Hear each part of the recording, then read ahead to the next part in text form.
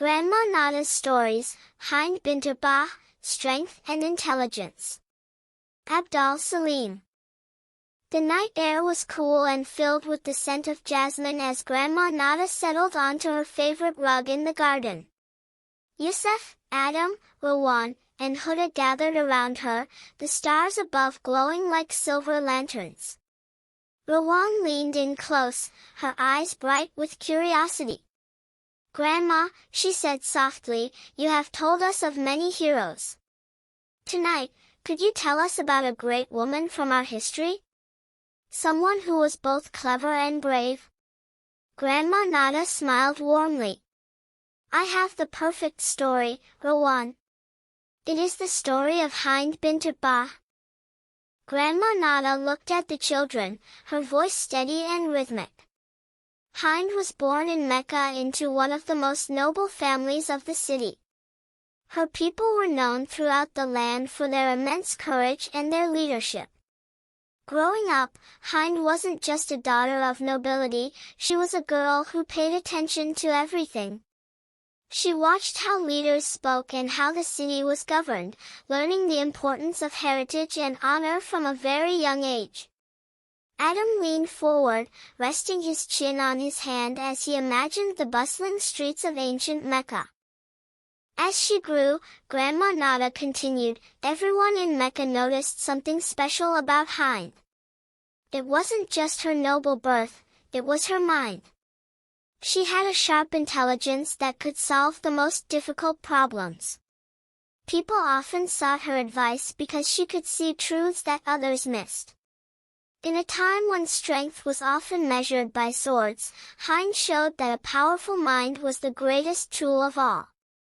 She became known for her wisdom and her ability to speak her mind with total confidence. Yusuf looked up at the moon, thinking hard. "But Grandma," he interrupted, "was she only strong because she was smart? Could she stand her ground when things were scary?" Huda looked at her brother and then at Grandma, waiting for the answer. Grandma Nada chuckled softly. "Oh, Yusuf, her intelligence was her strength. It gave her the courage to stand tall even in the middle of a storm. She wasn't afraid of anyone, and her words were as sharp as any blade." For a long time, Grandma Nada said, her voice turning more serious, Hind was not a friend to the message of Islam. She was proud of her old ways and her family's traditions. She even stood against the early Muslims with all her might. But Hind was a seeker of truth.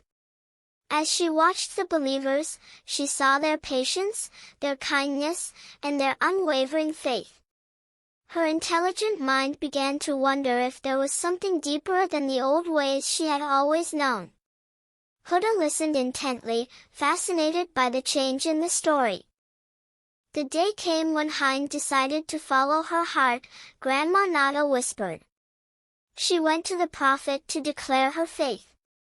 She didn't go quietly or with fear, she went with the same strength and pride she had always possessed. She told him that even though she had once been an enemy, she was now a devoted believer. She realized that her intelligence had finally led her to the ultimate truth. From that moment on, all her energy and wit were used to support the message of peace. Adam looked at a small pebble on the ground. "What did she do after she became a Muslim, Grandma? Did she use her smarts to help people?" Grandma Nada nodded. "She did, Adam. Hind became a pillar of the community. She used her influence and her wealth to help those in need.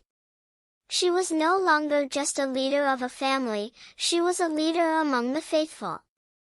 She showed everyone that a person's past does not define them, but their heart and their actions do." Huda tugged at Grandma's sleeve. "Did she stay strong until the end?"